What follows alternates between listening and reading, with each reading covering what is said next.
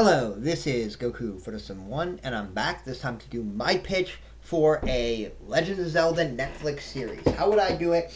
And this is a little different because I'm actually going to incorporate some of the report of it. It's a report, it's not confirmed.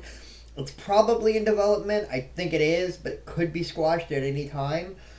But this is my thoughts on how I think it should be done and based on the report. So one of the things I actually liked about the report is the Game of Thrones thing, and that I'm actually incorporating in. So basically my structure of the show would be like Game of Thrones, but instead of having a bunch of characters, I would have three. Link, Zelda, and Ganon. And the show would follow each of those characters on their adventure, but majority of the show would be followed Link. And basically the structure of each season would be... The first season is Link starts out on his adventure, and he basically is in a small village, and the majority of the season is in the small village, but something happens, and he has to go, and he has his quest that he has to go on, and so he gets a sword and shield, and he goes on this quest, and he goes in this dungeon, and ends up defeating the monster at the end, and that would be all of season 1. Basically, the finale would be the dungeon. He defeats the monster, and then he gets this relic, and this relic basically gives him visions of the princess and Ganon, and that he must stop this evil Ganon because he's trying to destroy Hyrule. And Hyrule would be getting worse and worse as the seasons go on.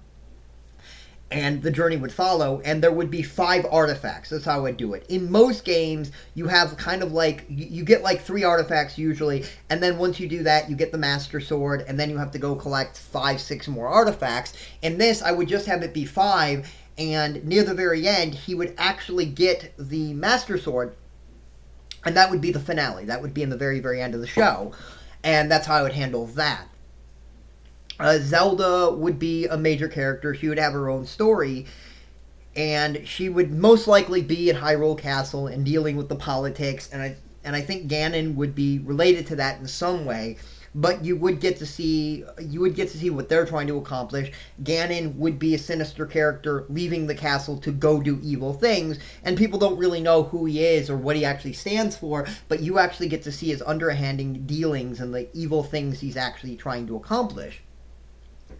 Now, what races would I have in the game? I wouldn't have the Zorons and I wouldn't have the Gorons. I love them. I'd love to have them. I just think for a Netflix series, they're too expensive, and I'd want to do things right, so I wouldn't want to do that. And getting onto that theme, how I would do Ganon is I would actually make Ganon either Middle Eastern or Black. And the reason being is he's from a desert tribe, hot weather, I think that would work, and I would actually make him have natural red hair. Now, I know in the natural world there are basically it's only Europeans that have red hair, but I would go that route because I think that works.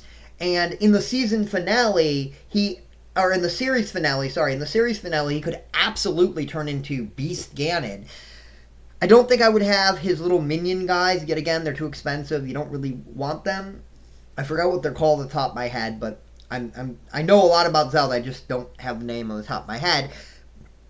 Moblins, that's what they're called, Moblins. I wouldn't have the Moblins in the show, but I would have creatures, and I would have things that would be in the world, but I would use them scarcely, and a lot of my budget would be spent on the finale, actually having a gigantic monster at the end of a dungeon, and actually having a full dungeon.